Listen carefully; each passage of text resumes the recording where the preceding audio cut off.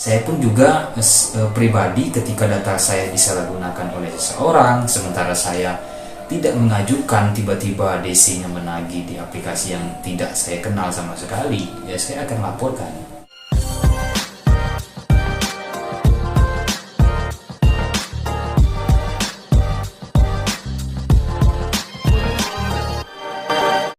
Assalamualaikum warahmatullahi wabarakatuh. Selamat datang kembali di saya Bang RG ya, di channel RG Official. Dimanapun kalian berada, saya doakan semoga kalian dalam keadaan sehat walafiat dan semoga semua masalah pinjam online cepat tuntas dan cepat selesai ya.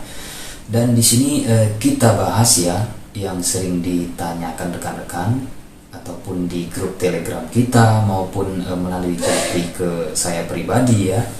Di sini banyak sekali rekan-rekan yang mengalami tidak mengajukan di pinjaman online ilegal tersebut, tetapi mereka mendapatkan tagihan, diteror, diancam ya, intimidasi ya, berbagai macam bentuk penagihan DC pinjol ilegal tersebut.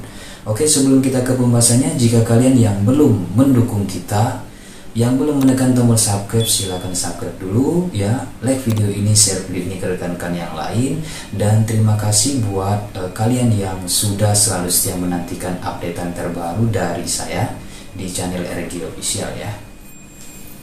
Oke, di sini kita akan bacakan ya beberapa komentar di sini. Nah, yang di sini ya, halo Bang, saya tidak mengajukan di pinjol ilegal, tetapi saya terus ditagih ya. Dan yang satunya ini juga tidak pernah mengajukan di pinjaman ilegal sama sekali, tetapi saya diteror, diancam, dan mereka bisa mengetahui ya data-data saya terus diancam, diteror, disuruh melakukan pelunasan.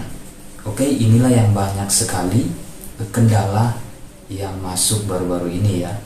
Bahkan pinjol ilegal ini semakin menjamur ya, tidak ada henti-hentinya, malah korbannya semakin bertambah. Yang lebih parahnya lagi ya, mereka bisa menggunakan data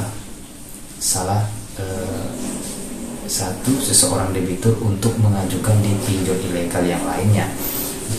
Coba kalian yang misalnya mendapati masalah seperti ini, coba kalian ingat-ingat kembali, apakah kalian pernah mengajukan di pinjol ilegal? Maksudnya kalian mendownload ya, terus kalian mengisi menginput KTP ya, atau kalian memegang KTP ataupun slip gaji, NPWP ataupun sejenis yang lainnya persyaratan pinjol. Apakah kalian pernah?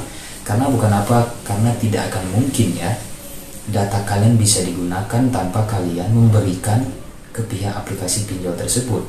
Siapa tahu kalian lupa, kalian pernah mengajukan ya, kalian pernah menginput data tetapi kalian tidak klik mengajukan, atau kalian tidak jadi mengajukan pinjaman karena kalian mungkin melihat bunga tenor tidak sesuai yang dijanjikan di awal aplikasi. Itu bisa saja terjadi, coba diingat kembali ya. Dan kemungkinan bisa saja ya kalian mengajukan di pinjol legal tetapi kalian tidak pernah mengajukan di pinjol ilegal, sementara yang menagih ini ya, yang menteror ini, yang meminta pelunasan ini dari DC pinjaman ilegal. Kalian tidak pernah sama sekali mengajukan di pinjaman online ilegal, tetapi kalian ditagih. Itu bisa saja dari pihak kemungkinan ya, kalian pernah mengajukan di pinjol legal. Misalnya sekarang data kalian disalahgunakan oleh DC tersebut, bisa saja terjadi. Karena bukan apa, tidak akan mungkin ya kok kalian tiba-tiba ditagih. Kalian tidak pernah sama sekali download aplikasi pinjol ilegal ya. Tidak ada yang bisa menjamin ya, ketika kalian sudah menginput data kalian ya ke aplikasi, khususnya aplikasi pinjaman online, tidak ada yang bisa menjamin 100% bahwa privasi data kalian itu aman, tidak bisa digunakan. Ya, memang benar ketetapan dari OJK, mereka sangat menjaga kerahasiaan data dari debitur agar tidak disalahgunakan oleh pihak ketiga ataupun manapun ya. Ya, memang itu ketetapan ataupun dari OJK sendiri ya, tapi tidak ada yang bisa menjamin aman 100%. Itu hanya ketetapan mereka saja ya. Bisa saja mungkin terjadi dari DC legal tersebut menggunakan data kalian, bisa saja terjadi. Itu menurut pendapat saya ya.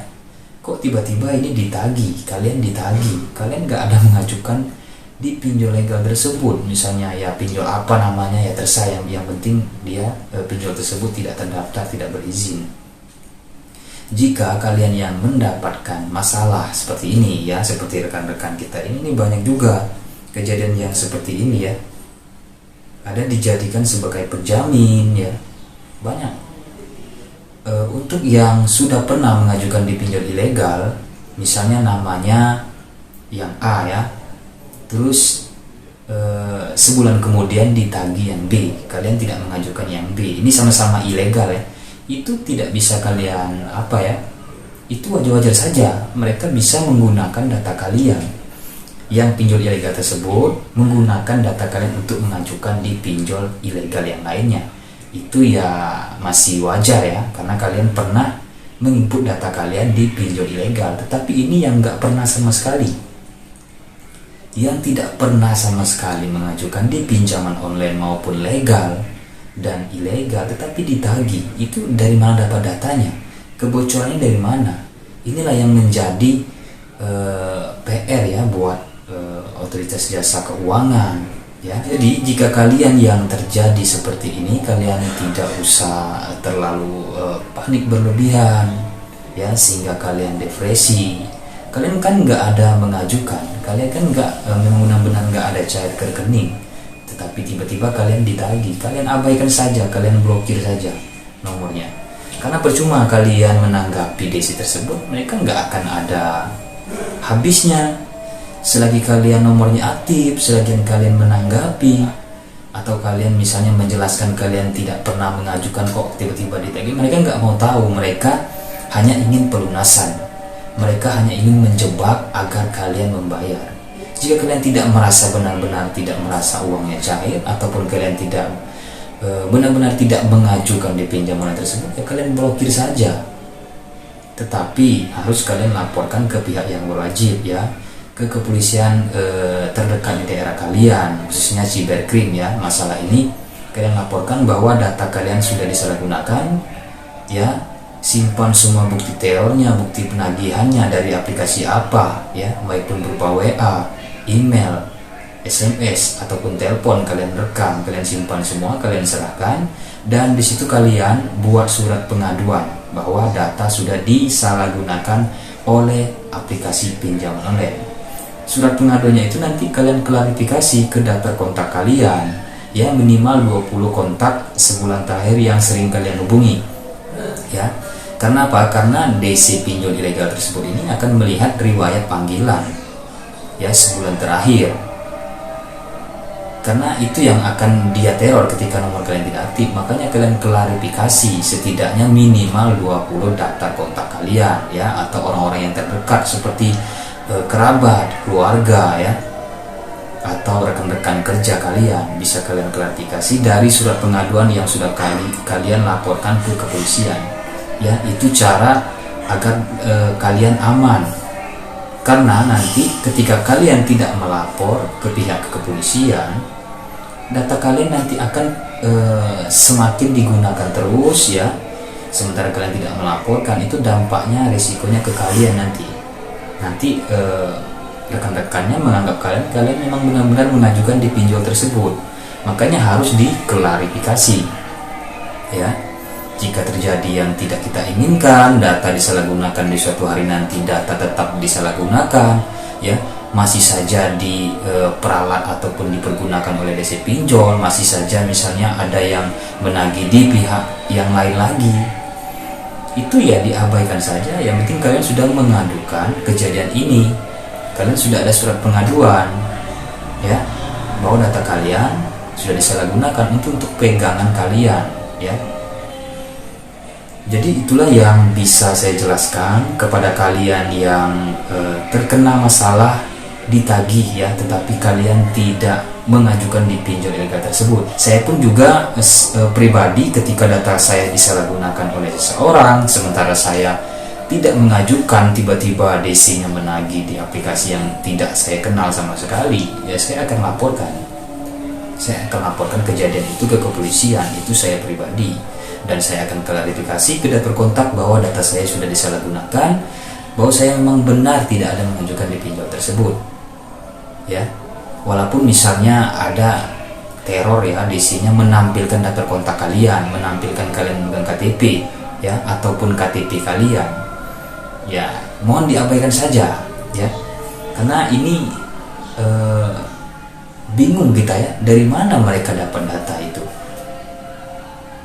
Anggaplah misalnya kalian benar-benar tidak ada menginput data kalian di salah satu pinjaman online, kok dia bisa mendapati kebocoran data itu dari mana? Ya semoga ini mendapat tanggapan ya, ini masalah yang sangat serius agar didengar otoritas jasa keuangan bagaimana solusinya ini, agar masalah pinjaman ini, masalah kebocoran data ini bisa teratasi. Jangan ada kedepannya korbannya semakin banyak ya, karena pinjaman ilegal ini malah menurut saya semakin menjamur di Indonesia, semakin banyak ya. Hilang satu diblokir satu malah ada lagi ya, hilang satu ya jadi tumbuhnya banyak, berbagai macam bentuk nama, berantai dia. Oke, itu saja yang bisa saya sampaikan untuk saat ini. Terima kasih yang sudah menyimak. Mohon maaf jika ada kekurangan ya, ataupun berlebihan dalam penyampaian. Jika kalian yang ingin bergabung di grup tele kita, silakan gabung saja ya. Ada di deskripsi yang sudah saya sediakan. Dan terima kasih buat kalian yang sudah mendukung saya selama ini. Hingga saat ini saya selalu bersemangat ya untuk membahas masalah yang kalian alami. Oke, itu saja. Saya Bang Ergi undur diri. Assalamualaikum warahmatullahi wabarakatuh.